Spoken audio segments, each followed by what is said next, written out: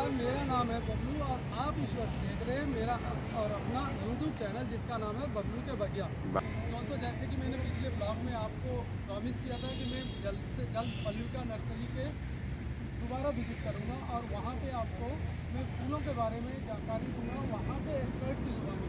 पिछली बार मैंने केवल फ्रूट के बारे में यहाँ से जानकारी इकट्ठा करी थी और जिसको आप लोगों ने इस वीडियो को खूब सराहा, इसके लिए आप सभी का तहे दिल से शुक्रिया। तो आइए चलते हैं पल्लिका नर्सरी के अंदर जो है नैनीताल रोड पे SDFC बैंक के साथ। आइए देखते हैं इसके अंदर में कौन कौन सा सर्दियों के मौसम के फूल यहाँ पे आए हुए हैं और इस फूलों को हम कैसे केयर करेंगे, ज़्यादा पानी देंगे, कम पानी देंगे, धूप में रखेंगे, छाँव में रखेंगे, ये सभी मुझे बताएंगे पल्लिका नर्सरी के एक्सपर्ट। हम लोग यहाँ से फूल तो दोस्तों खरीद के ले जाते हैं, लेकिन इसका केयर नहीं ठीक से कर पाते, जिस वजह से आप सभी की शिकायत ये होती है कि मैं जब नर्सरी से पौधा लाया तो फूल बहुत बढ़िया था, घर आकर फ्लावरिंग बिल्कुल नहीं हो रही है या कम हो रही है।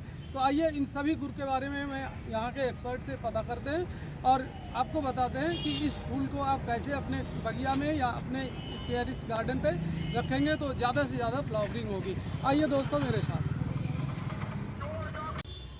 तो दोस्तों, अब इंतज़ार की घड़ियाँ ख़त्म हुई, मेरे सामने एक बार फिर से आ गए हैं गुप्ता जी, जो हमें बताएंगे कि सर्दियों के मौसम के फूल को हमें कैसे केयर करना है, कितना पानी डालना है, किसको धूप में रखना है और किस प्लांट को हम छाँव में रखेंगे तो बढ़िया फ्लावरिंग होगी। तो ये सारा रंग बिरंगे फूल जो देख रहे हैं आप लोग इस वक्त, वो है वही नैनीताल रोड पे पल्लिका नर्सरी के अंदर। और ये सारे फूल को दोस्तों हम लोग पिटूनिया के नाम से जानते हैं। तो आइए गुप्ता जी से ही पता करते हैं कि रंग बिरंगे पिटूनिया के क्या रेट है इस नर्सरी के अंदर।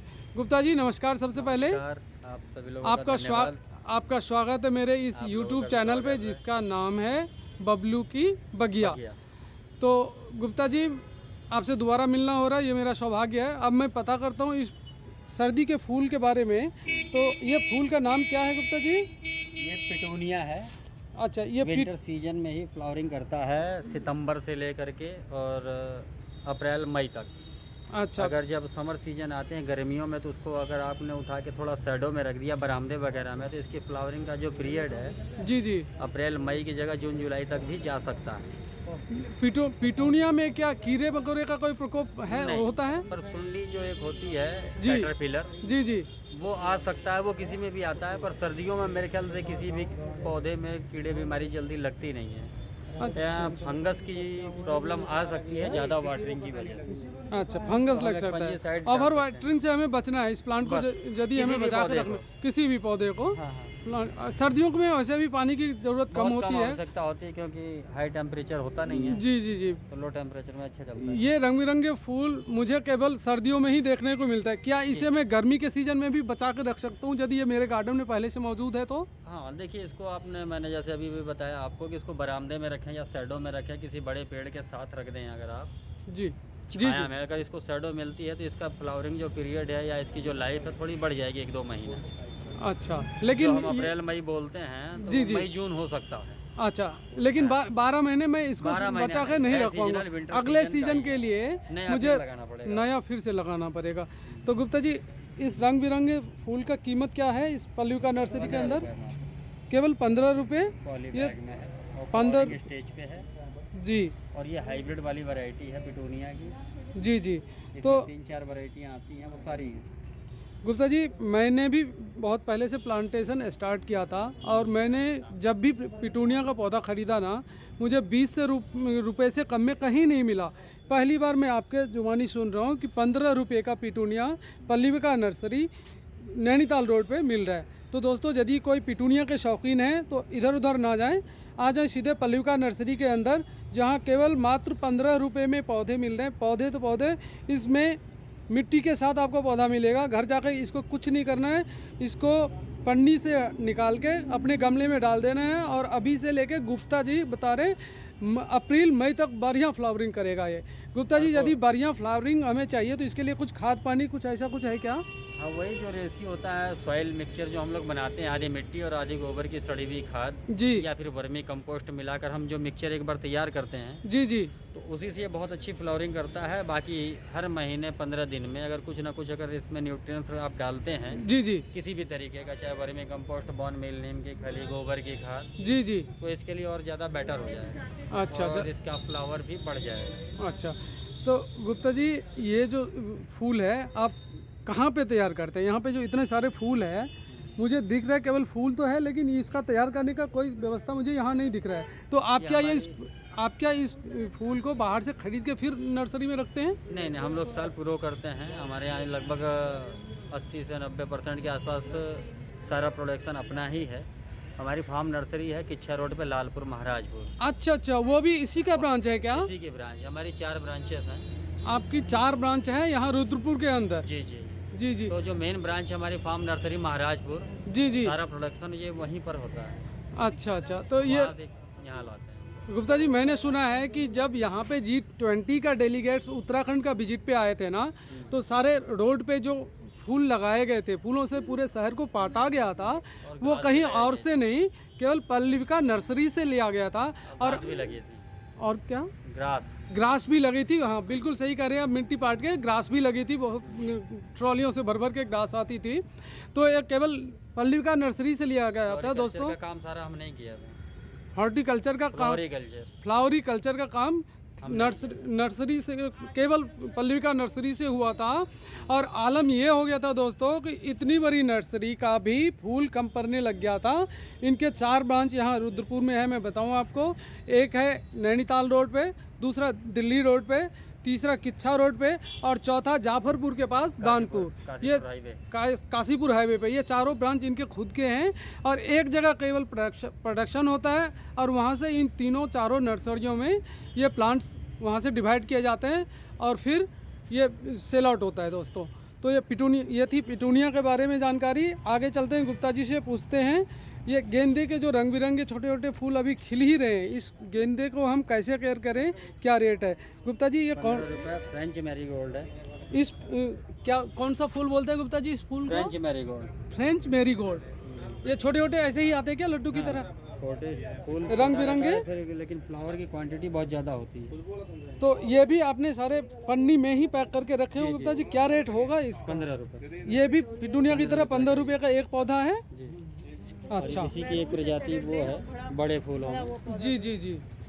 ये अफ्रीकन मैरीगोल्ड है, इसके फ्लावर का साइज बहुत बड़ा होता है। ये छोटे साइज में आते हैं? छोटे साइज वाला है। तो गुप्ता जी इसकी भी केयर हम क्या पिटूनिया की तरह करते हैं? हाँ, इसकी भी नॉर्मल केयर है, कोई खास केयर की ज़्यादा ज़रूरत नहीं है।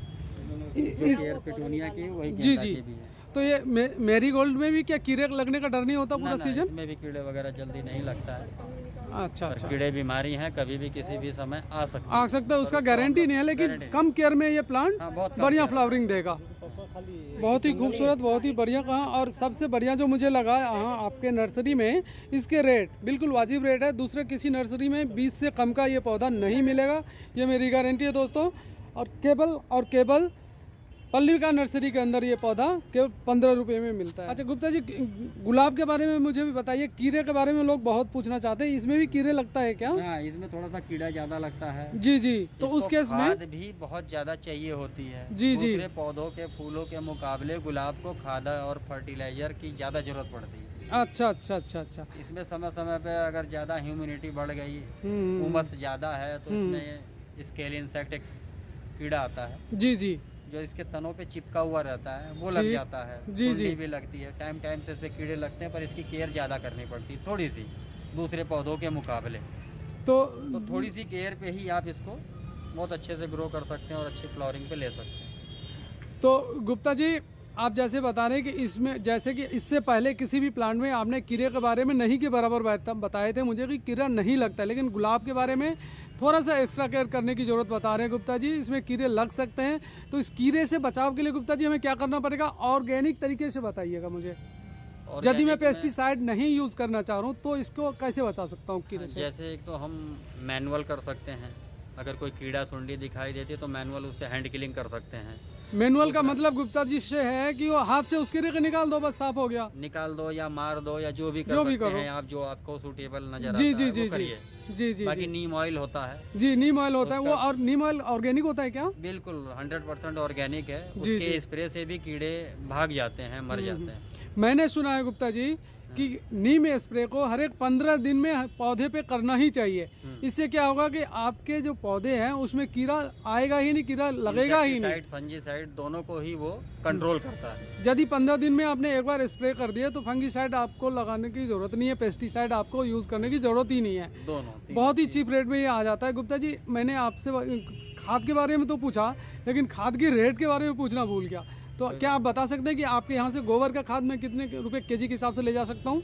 केजी का नहीं, वो पैकिंग के हिसाब से है। जो एक कट्टा है बड़ा वाला वो 150 रुपए का है। पूरा कट्टा 150 का है। और कितने केजी के आसपास होगा वो? 35 किलो के आसपास है। इसको हम लोग उसको मिक्सर बना रखे हैं, मिक्सर बना के रखे हुए हैं आप। कंकड़ पत्थर जो भी उसके अंदर है चीजें वो निकालने के बाद, रोटावेटर करने के बाद बढ़िया भुरभुरी खाद बना के फिर पैक करके हम लोग ये देते हैं। बहुत खूब। और जो वर्मी कंपोस्ट खाद है वो है आपका 80 रुपए का 7 किलो की पैकिंग में। 80 रुपए का 7 किलो का पैकेट में है। तो गुप्ता जी, अपने पास क्या एंथूरियम के पौधे मिलेंगे? जी जी, एंथूरियम भी मिल जाएगा अपने। आइए एक बार देखते हैं एंथूरियम के पौधे, क्योंकि एंथूरियम के पौधे दोस्तों वही है जब मोदी जी किसी भी सभा को संबोधित करने जाते हैं तो उनकी मंच को एंथूरियम के फूल के रेड वैरायटी से ही सजाया जाता है। आइए जी जी, तो एंथूरियम थोड़ा कॉस्टली होएगा मेरे ख्याल से। 350 रुपए का ये एंथूरियम के। ये देखिए दोस्तों, ये है एंथूरियम के प्लांट्स।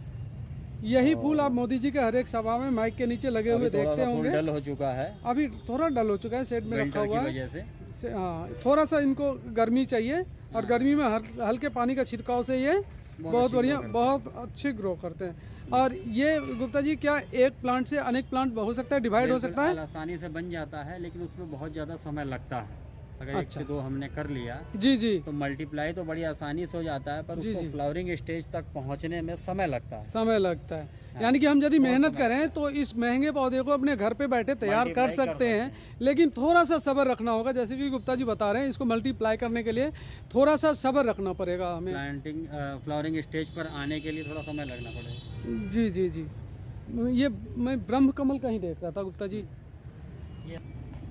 गुप्ता जी, ये बहुत ही प्यारा सा एक पत्तेदार पौधा मुझे दिख रहा है, जो फूल तो नहीं है पत्ते, लेकिन बिल्कुल फूल के आकार में है। इस किसी सैकुलेंट प्लांट का ये प्रजाति मुझे लग रहा है। ये क्या, मैं यदि गलत नहीं हूँ तो ये क्या विष्णु कमल है, ब्रह्मा कमल है, या फिर लक्ष्मी कमल है? क्या है गुप्ता जी? ये लक्ष्मी कमल है। अच्छा, लक्ष्मी कमल है दोस्तों। देखो प्रजाति है इसकी। इसमें फूल भी आते हैं क्या गुप्ता जी? फूल नहीं आता, पर ये लक्ष्मी कमल की तरह ही जी जी, जैसे दिख रहा है, हाँ जैसे दिख रहा है ये। बिल्कुल, ये बहुत ही प्यारा सा प्लांट है दोस्तों, जो इन्होंने प्लास्टिक बहुत कम मात्रा चाहिए होती, बहुत कम मात्रा। अच्छा, नमी बना के रखना होता है? नमी भी नहीं है, शुष्क रहेगा तो ज़्यादा बेटर चलता है। नमी में इसको बहुत कम चाहिए। जब पानी की आवश्यकता हो तब हल्का सा स्प्रे कर सकते हैं इसमें, बहुत ही नाम मात्र के लिए। तो इसमें ये मिट्टी कौन सा होना चाहिए? वही मिक्सर वाला मिट्टी में ही ग्रो करेगा? हाँ, वही करेगा। अगर उसमें कुछ ज़्यादा एक्स्ट्रा आप करना चाहते हैं तो उसमें 20% या 10% आप सैंड मिला सकते हैं। सैंड मिला सकते हैं, ताकि ज़्यादा ये गीला ना रहे मिट्टी। हाँ, ताकि इसमें ज़्यादा मॉइस्चर ना रहे। 100 रुपये का लक्ष्मी कमल। इसका रेट क्या है गुप्ता जी? ये जो आपने गमला में लक्ष्मी कमल लगा रखे हैं, इसका रेट क्या है? 100 रुपये का एक प्लांट? हाँ जी। ये मतलब ऐसे ही बढ़ता रहेगा क्या है ये? जी, तो ऐसे बढ़ता रहेगा, ग्रो करता ये फूल भी कोई होता है? ना, ये फूल की तरह नजर आता है। ये एक से अनेक हो सकता है क्या? बिल्कुल होता है। घर पे यदि हम ले जाएं इसको खरीद के। अब मैं एक पौधा जैसे दिखाऊं, ये नीचे से ये बच्चे देना स्टार्ट कर चुका है। अच्छा, मतलब एक से अनेक होने लग गया, यहीं पे रखे। यदि मैं इसको घर ले जाता हूँ तो इसको मैं बहुत ही छोटे आसानी से डिवाइड करके एक से ज़्यादा पौधा बना सकता हूँ। आप यही करना चाह रहे हैं गुप्ता जी? जी जी जी जी। चलिए, बहुत प्यारा है, बहुत खूब। और एक ये है, ये कौन सा है? ये ड्रैगन फ्रूट की तरह पत्ते वाला कमल। ये ब्रह्म कमल, इसमें फूल होते हैं क्या? ये उत्तराखंड राज्य का नेशनल फ्लावर है। National flower of the Uttarakhand, state flower of the Uttarakhand. जी, इसमें सफ़ेद रंग का बहुत ही बड़ा फूल खिलता है। जी जी, किस सीजन में खिलता है? ये सावन में और सितंबर अक्टूबर में भी खिलता है। अभी भी खिला हुआ है लोगों के यहाँ। और ये रात को 8 बजे 9 बजे रात में ही खिलता है और रात में ही बंद हो जाता है। बहुत ही बड़ा फूल होता है इसका। जी जी। इसको राज्य पुष्प, उत्तराखंड राज्य का पुष्प का इसको दर्जा प्राप्त। जी जी जी, बिल्कुल सही कहा गुप्ता जी। ब्रह्म कमल बोलते हैं। ब्रह्म कमल है ये। हाँ। गुप्ता जी, आपने अपना बहुत कीमती समय मुझे दिया इस ब्लॉग को बनाने के लिए, इसके लिए बहुत बहुत धन्यवाद। आपका सहयोग मुझे जैसे अभी पिछले 2 एपिसोड से मिलता रहे, वैसे ही उम्मीद करता हूँ आगे भी मिलता रहेगा और हम दोनों मिलते रहेंगे, क्योंकि हम दोनों का शौक़ लगभग एक सा है। तो इस वीडियो को मैं यहीं ख़त्म करना चाहूँगा दोस्तों, और मिलते हैं फिर अगले ब्लॉग में। तब तक के लिए धन्यवाद, नमस्कार। आप ऐसे ही इस ब्लॉग को देखते रहिए और अपना प्यार ऐसे ही लुटाते रहिए इस चैनल पे। धन्यवाद दोस्तों।